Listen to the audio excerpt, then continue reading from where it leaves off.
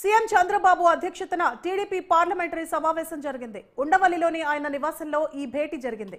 రాష్ట్ర ఎంపీలుగా తమపై మరింత బాధ్యత పెరిగిందని ఎంపీ కేసినేని శివనాథ్ అన్నారు.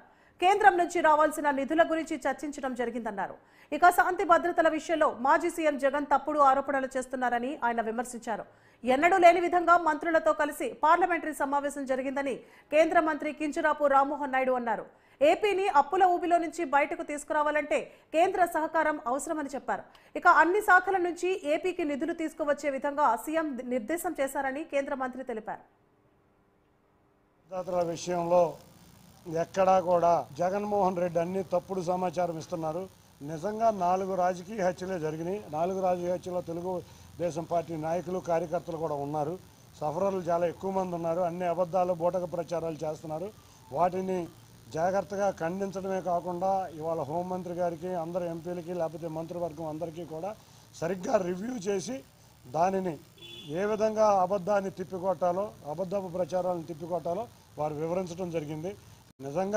నిజంగా ఇవాళ రాష్ట్రంలో ఇటువంటి దాడుల సంస్కృతి ఉందంటే ముఖ్యంగా గంజాయి మాదక ద్రవ్యాలు అంతేకాకుండా చీప్ లిక్కర్ వల్లే వస్తుందని ఇవాళ సమావేశం అభిప్రాయపడింది. అటువంటి అరికట్టి ఒకటే చెప్పారు, తెలుగుదేశం నాయకులు కార్యకర్తలైన ఎవరిని కూడా శాంతి భద్రతలో విపేక్షిస్తాం, ఎవరు కూడా ఇటువంటి వాటి జోలికి వెళ్ళొద్దు, మనం అందరికీ ఆదర్శంగా ఉండాలి అని వారు ఉద్బోధించడం జరిగింది. కాబట్టి తప్పకుండా మేమందరం కూడా అటువంటి కార్యక్రమాల్లో ఎప్పుడూ లేము. ఏదో క్షణికావేశంలో నిన్న కూడా మనం చూస్తే ఇద్దరు వైసీపీ నాయకుల మధ్య ఘర్షణని తెలుగుదేశం వారు చేసిన ఘర్షణగా చిత్రీకరించారు. ఇటువంటి అబద్ధ ప్రచారాలన్నీ మేము ఢిల్లీలో తిప్పికొడతాం. ఉత్తరాంధ్ర ప్రాంతం నుంచి కూడా స్టీల్ ప్లాంట్ తాలూకు అంశాన్ని మేము తీసుకొని వచ్చాం. అది ఖచ్చితంగా ప్రైవేటైజేషన్ చేసే పరిస్థితి లేదని కూడా ఘంటాపదంగా మేము ఈ సందర్భంగా తెలియజేసుకుంటున్నాం. దానికి కావాల్సినటువంటి కోఆర్డినేషన్ అంతా కూడా మేము కేంద్ర ప్రభుత్వంతో చేస్తామని మరొకసారి ఈ సందర్భంగా తెలియజేస్తున్నాం.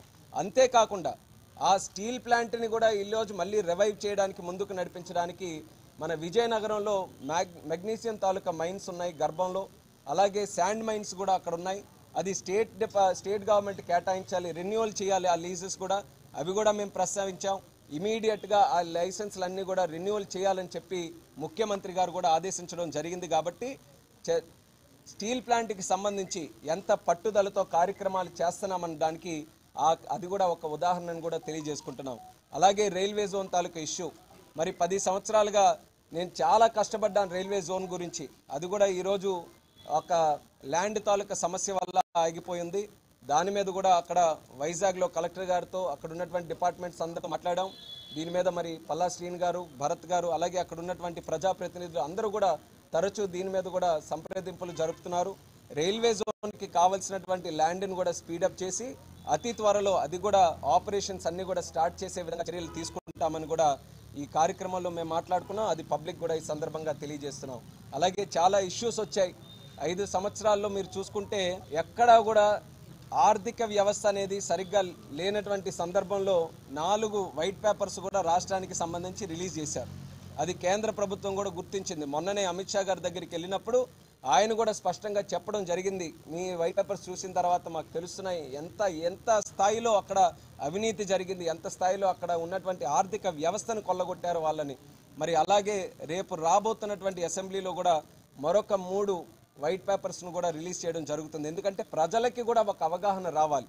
ఉత్తరాంధ్ర ప్రాంతం నుంచి కూడా సూపర్ 6 అమలు క్యాలెండర్ కు గతి లేదని